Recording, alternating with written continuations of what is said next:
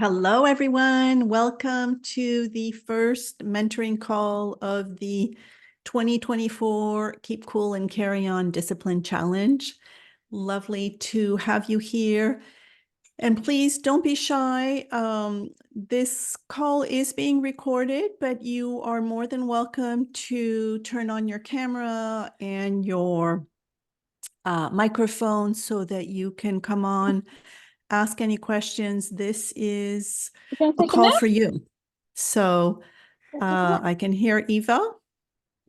Hello, where are you calling in from? And I would love to know if you want to tell me or put in the chat where you are calling in from.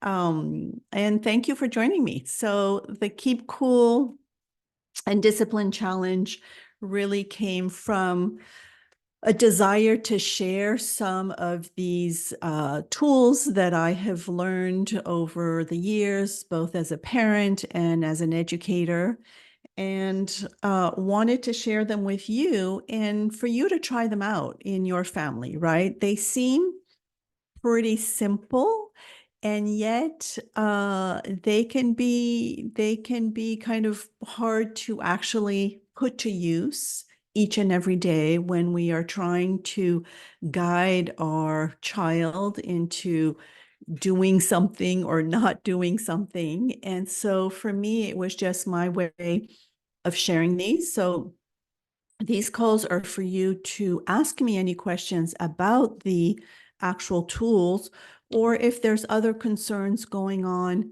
in your home, in your parenting, or if you're an educator, something that is going on in your classroom. I'm here to support you as you learn more about positive discipline and so forth, as well as if you know, well, let me introduce myself. I just realized I didn't introduce myself. I am Jeanne-Marie Pinel. I am your parenting mentor. I have been doing this for, welcome, Eva. No worries. 2.5 and 6-year-old. Wonderful. Homeschooling. Wonderful. Um, so just to go back to my little introduction, I'm Jeanne-Marie Pinel. I am your parenting mentor and have been doing this for the past, I want to say, good 15 years. I'm also the parent of a 27-year-old and a 23-year-old. So I've been through a lot of the parenting, dilemmas that you might be going through. Or maybe you're a grandparent and that you're now, helping to raise the next generation and so forth. So I've been there. I'm not yet a grandparent, but hope to be one day. And my background is mostly Montessori education. I was a Montessori guide for many years in a classroom with 3 to 6-year-olds. And this was a lovely, lovely experience. And what I gained from that really is that the children are most often just fine if we set up the environment, if we prepare ourselves. In Montessori, we talk a lot about being a prepared adult. And so if we prepare ourselves to be in the presence of what I call the divine, because children are divine little beings, and we prepare their environment, they're usually just fine, right? But the parents, oh my goodness, the parents had so many questions. Why is my child so different in your environment that they are at home? And that's really kind of that light bulb moment that I had of I needed to share all the information that I had gained from doing my Montessori master's in education, and also all of the kind of tools that I've learned along the way, such as positive discipline, that this was invaluable information that parents needed to get a hold of. So that's what my business, kind of is all about, is sharing this information. I also create digital courses such as the parenting school that will be opening its door later this week. So if you are interested, join the wait list, and I will definitely put the information in the chat, and you will also have all of that information sent to you, part of the discipline challenge. And then I have my podcast, The Art of Parenting. And I actually just got off a call with an author that wrote Childhood Unplugged, all about our digital devices. And it was a wonderful conversation because that to me is something that we all struggle with is the overuse of digital devices, I think both for ourselves and for our children. So it was a great conversation. Can't wait to share that with you on The Art of Parenting. So for those of you who are on the call, please let me know. You can either type in the chat or you can just unmute yourself and ask me any questions about the 9 tools that I have shared up until now, right? We are on day 3. You should have gotten 3 tools every day. The first one was connect before correcting. And this to me is kind of, sounds super simple, but how do we do that, right? How do we come to a place where we can really connect first with ourselves? Because oftentimes when a child is misbehaving or doing something we don't agree with or not, cooperating, we get triggered, right? So we need to connect first to what are the emotions that we are feeling. And if you know anything about the flip your lid, the positive discipline notion. This is Dan Siegel's brain in the palm of the hand to explain to a child how our brain works. And sometimes when we get triggered, when our emotions get, activated, we go offline, right? So our prefrontal cortex, which is the part of the brain that helps us reason, that helps us, anticipate, all of this goes offline. So we need to connect back with our own brain, right? And help our child connect back with their own brain, because when they're having a meltdown, a tantrum, or whatever, they are offline. And there is no use trying to correct the situation when everybody's offline, because you're not going to get anywhere, right? We have mirror neurons. We are both like this, and there's just no getting. So it's really about coming back to a place where we can connect. And sometimes that connection might mean, for you is, oh my goodness, this is a lot for me to handle. I'm just going to step away for a little bit. I'll be right back. Or maybe the child, you can offer a hug. Do you want to come sit here next to me and just I'll hold you while you calm down? And they might say no, and that's okay. We respect that. And it is only when we can really connect with them that we can start this dialogue of maybe trying to correct the situation or think about how we can do better next time. So that was that first one, very important. The other one was practice firmness and kindness.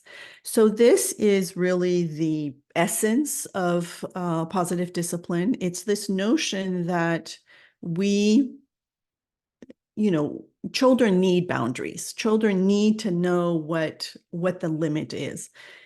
And we can do that with loving kindness. We don't need to be mean and rough and tough and disciplinary about it. We can be very kind and loving because we are respecting the adult in the making, the child, right? The adult in the making. That's what we're doing.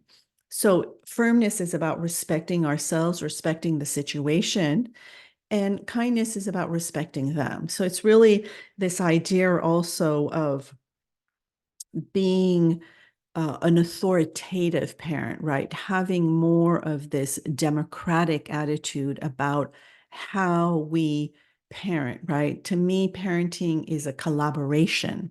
We are collaborating with these other humans, with these adults in the making, right? We don't necessarily know everything. And so we need to bring them in to the solutions, finding solutions, and so forth. So it's really about understanding this really sweet spot of balancing firmness and kindness. And stop me at any time, right? If you have questions about any of these.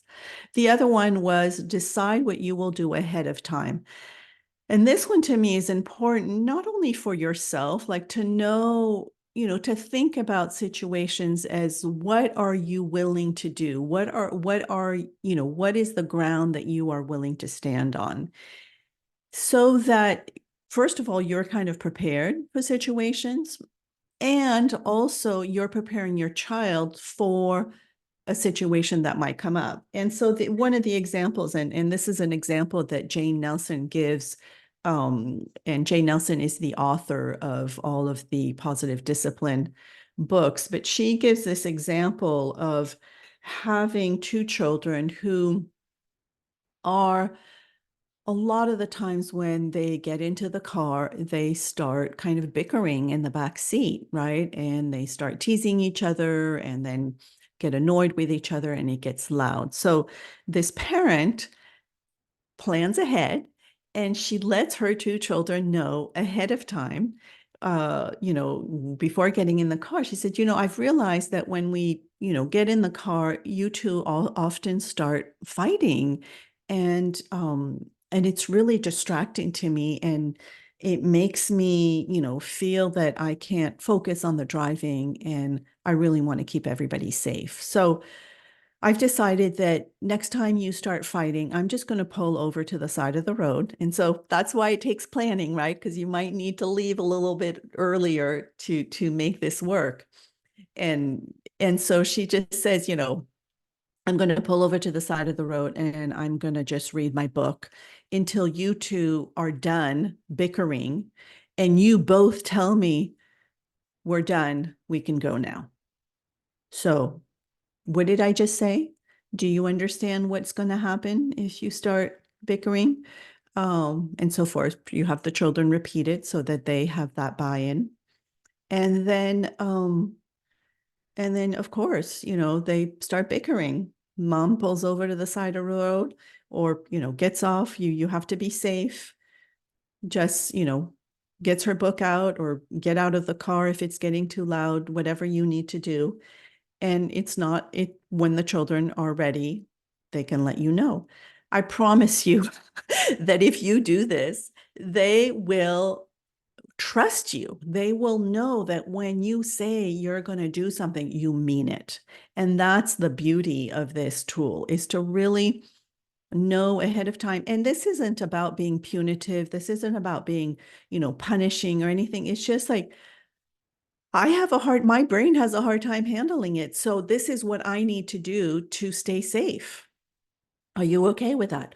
Or maybe, if you know ahead of time that your child, often has a hard time when it's time to leave the park, for example, plan ahead as to what the options are going to be for us to leave the park, peacefully, things like that. So I hope that one makes sense. The other one was tell children, Eva, how long does it take for children to realize that what you say is what you do? Is that varying from child to child? It is. And I think that what is important here, and that's a great question, is, some children might be just shocked that first time. It's like, oh my gosh, she really means it, right?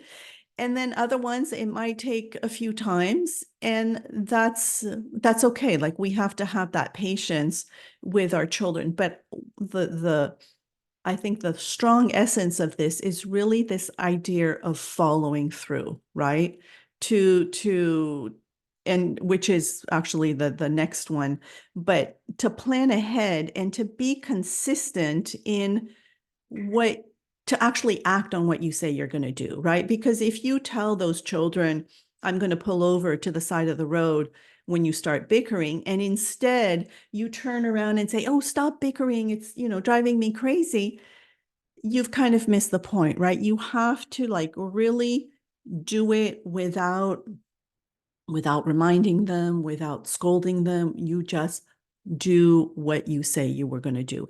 And establishes trust. Like they believe you, right? If you say you're going to pull over to the side of the road when they start bickering because it gives you a headache and you don't feel safe, then they're going to believe you. And when you say, that you're going to do something, they know that they can trust you. So it's really about following through with that, with what you said, and being consistent. So I think it will depend on the child, depending on their character, depending on how, feisty they are, and that they want to test you more and more. And just be okay, plan ahead, leave, a few minutes ahead of time, and have a really good book, or, listen to a podcast or some music or whatever you need to do, or get out of the car and take some deep breaths. You need to take care of yourself, and your children need to know that you mean it. So hopefully that helps. Great question, though. So the other one was, you're welcome. You're welcome. The other one was, tell children what they can do. Be in the yes. So this one is so important to me. We are so often telling children what they cannot do.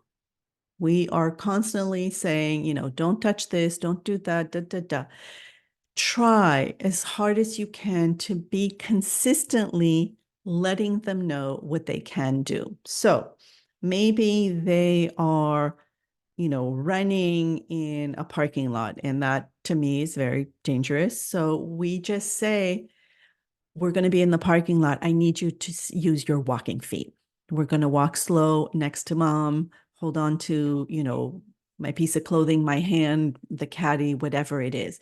Let them know what you're expecting of them, what they can do, right? As opposed to saying, don't run, because honestly, the brain doesn't hear don't. They just hear run, like boop, run, right? It's kind of the whole, I was listening to somebody the other day about talking about kind of manifestation. If you know about this, is that, when we're wanting something, as opposed to saying, what we don't want, we have to be in the positive, because the mind, the universe, whatever you believe in, that's what they hear, right? They don't hear the negation. They hear the words. So if you say don't run, the child is hearing run.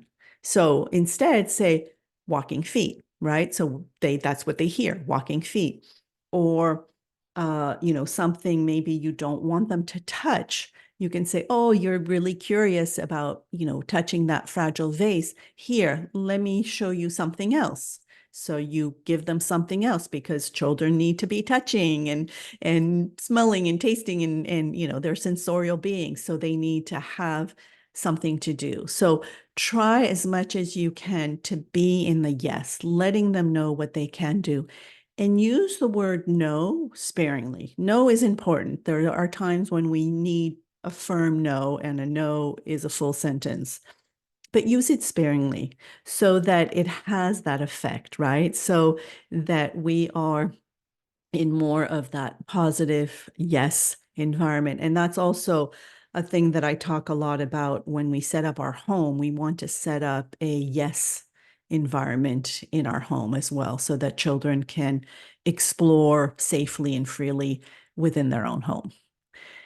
So, what was the other one? Always follow through with what you agreed upon. And I think I touched upon that with Ava's question about, planning ahead of time. And following through is really, and I think this is true for us as parents, but us as friends, as adults, is when we say we're going to do something, we do it, right? I said I would be here to do this mentoring call, and I'm here. I followed through. I made a promise. I followed through, right? I could have very well gone, oh, nah, maybe I don't really feel like it. So it's important when with our children, if we say we're going to do something, such as, when we said we were going to plan ahead, we actually follow through. This is establishing a relationship of trust, and it's very important. So, and then there were three more that today. So this one is an important one as well. I mean, they're all very important, but this one, it's this idea of to encourage effort and progress, and to try to avoid saying the good job. The good job is, I think, very kind of automatic, right? We want to be our children's cheerleaders, whether we're caregivers, grandparents, parents. We want to encourage them. But there's a difference between this overpraise of good job to really encouragement, right? And I love this idea of that encouragement comes from first the word courage. Courage comes from the Latin root of heart. And courage is really somebody being their very best, right? It's that person who just jumps in a lake to save somebody or does something like, kind of hero. And when you ask people who have done these things, oh my goodness, what got into you? And they say, I just had to, right? That is the best of humanity, right? That is the person that has that courage. So encouragement is helping and kind of leading people towards being their best selves. And that's what encouragement is with our children. So really, saying what you're seeing and really kind of, going into the details, the effort, as opposed to, if a child comes home with a drawing or shows you a drawing that they've done, oh, good job, that's very shallow. But if you say, oh, you used a lot of blue and that you used the charcoal instead of the pencil, and you know just notice the details, the effort, or you can thank them for what they've done, as opposed to, if they set the table, for example, and you say good job, let them know, like, it's really helpful when you set the table. I really appreciate it. And you're getting, so much better at this. It's so pretty. You've put the napkin on the right side, or whatever is going on. It's really about paying attention and being conscientious about really encouraging the effort and the progress that the child is making. Very important. And this also will help the child have kind of these intrinsic values where they're doing things and they are doing things for themselves. They're not doing them for us. But if we're always telling them good job, we're training them to do things for exterior praise, for to be a people pleaser, to kind of get that star and such.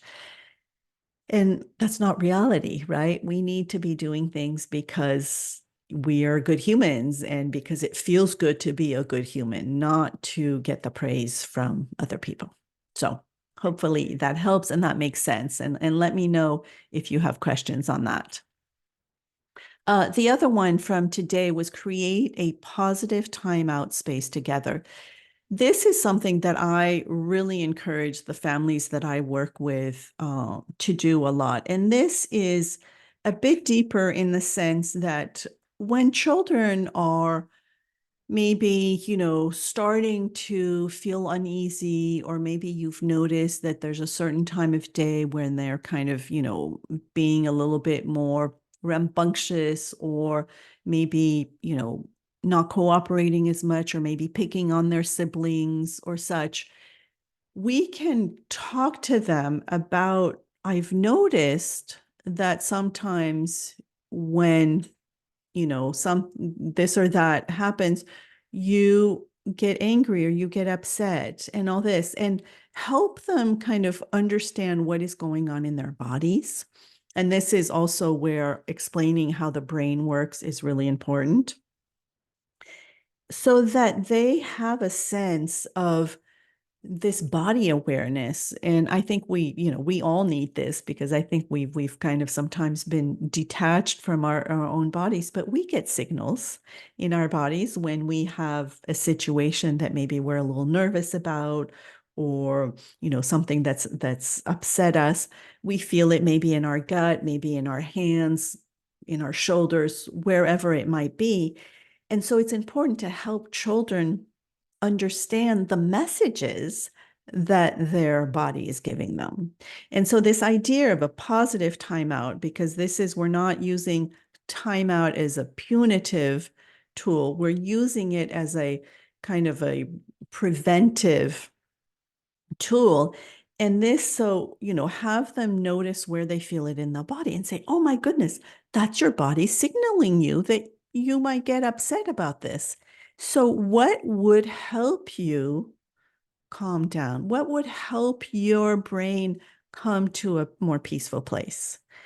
It might be a favorite teddy bear. It might be a favorite blanket, a book, something to listen to, something to look at, and set it up with them, right? It's not something that you create on your own and say, oh, look it, I've created this, timeout zone for you. This is something that you're creating together. You're collaborating on this so that when you see that the child is maybe starting to get upset, you can remind them, oh, remember your feel good place. And also here, what I think is important is to name this place, to have the child name this place their own term, so that you can just remind them, your feel good place, your zone out, your spaceship, whatever it is that they've wanted to call it. And so this is really to help them kind of self-regulate. And I would highly recommend to create yourself one too, to have a place that you can retreat to and you can let the child know, I need to go sit in my, feel good place or my Zen garden or whatever it is. It's true for me. I sometimes just step outside because that's what calms me is, stepping outside. So that is the idea of this positive timeout that you are creating with your child and helping them understand the signals that their body is giving them to be able to self-regulate. And then the last one for today is involve children in creating routines. So similar to creating the positive timeout, you're creating together. And here, this is wonderful. And this is something that, I used in my family when my children were young. And it's the idea that, again, we're doing things together, but it's noticing maybe the one aspect of the day, one routine of the day that is really difficult, that is difficult for you, that is difficult for your children. And for me at the time was getting out the door in the morning, right? I had two children. I had to get to work. My children had to get to school. And it just seemed like it was like a battle in the morning to get out the door on time with a smile on our face, well fed, well dressed, clean, and so I sat them down and I said, I've noticed that in the morning we're having a difficult time. Let's think, and this is where you brainstorm together. Let's think of all the things that need to happen before we are in the car with our, backpack, our school bag, our lunchbox, and ready to go for the day. And so we brainstormed, we listed everything. And here, I want you to be creative. I want you to just brainstorm. If they say, to twirl around, to hug the dog, whatever it is, write it down. It's important. And then from there, be creative in how you're going to display this. So if you have pre-readers, it might be photos of them actually doing these activities. If you have readers, it might be little Post-it notes. I know for us, I had readers at the time, and we had little Post-it notes that were kind of put in a linear form on one of the bedposts. And my son would actually change the order. It didn't matter as long as things got done, right? As long as that last one is always the one that we want to achieve. But this really gives them control and the power to follow through on their own routines. And it takes you out of the game where you're no longer having to repeat yourself and nag and so forth. You can take care of your own routine. So here, I do say for parents of younger children who you do need to leave the house, make sure to take care of what you need to take care of first. So it might mean, getting up a little bit earlier or setting things out the night before, but make sure that you're in a mode to just be there to help them along, not to remind them, not to nag them, but to have a sense of calm, like you're ready. And this is just wonderful. And this can work for any routines, right? It can be maybe a cleanup routine or a nighttime, or getting everything cleaned up to be at the dinner table on time, whatever it is. I would just choose one of the routines to start this process. Like, you don't want to have routine charts all over the house for all sorts of things. That gets to be too much. So just one, so that the child understands kind of the steps to the process. And then just, for me, it just really empowers them to take control of what it is they need to do. And I will say, today my son is 23 years old, and this is who I did this with. He makes lists and, is ready to go. He's traveling the world right now, and I watch him kind of prepare everything. I completely stepped out, but it's to me, those are what we're doing at a young age. We're helping them have those life skills so that they can do things on their own. So that is the first 9 ones for today. I hope this was good. And please, again, if you have questions, I know Marietta, Eva are here, um, and let me know. And then I will be back on Thursday for another Zoom call just like this. There is a form also that you get in the email that you can send me some questions ahead of time if you cannot make the call. This replay will be on the All Access page as well as soon as it finish recording.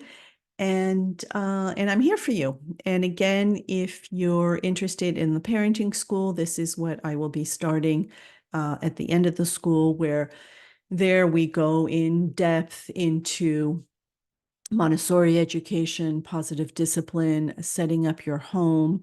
And I do these Zoom calls every single week with all the participants, and it's just a lot of fun. So I think 9 was taking time for training. Oh, yes. Thank you, Eva.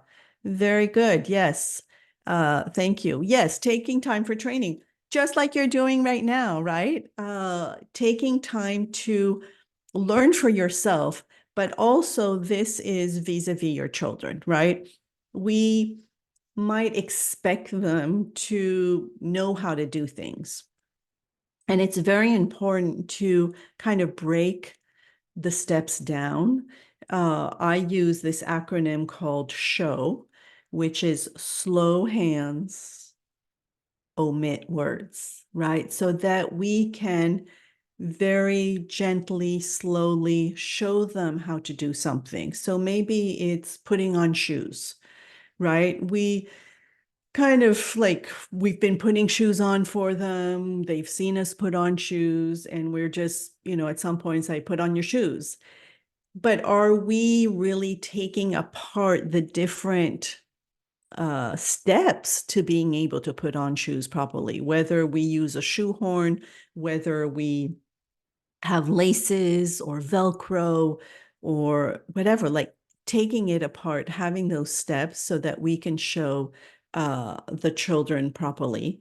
And then it's also taking time to training for yourselves, just like you're doing here, being part of this challenge, kind of learning new tools. I think, parenting is an ongoing learning experience. Our children teach us a lot, and it's good to learn from others who have maybe experienced it before you. So thank you, Eva, for that. I thought I had done them all, so thank you. And I was just talking about the parenting school, but you'll get more information about that, and you can get on the wait list. And like I say, the doors will open on Saturday, and then we start on the 4th of March. So that is it. So I think that will wrap it up for today. I look forward to seeing you again on Thursday.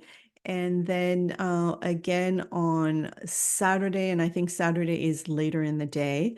I was trying to see all of the different time zones. So thank you for joining me today. I hope that this was beneficial and supportive to all of you parents, grandparents, and caregivers. Until next time, bye-bye for now.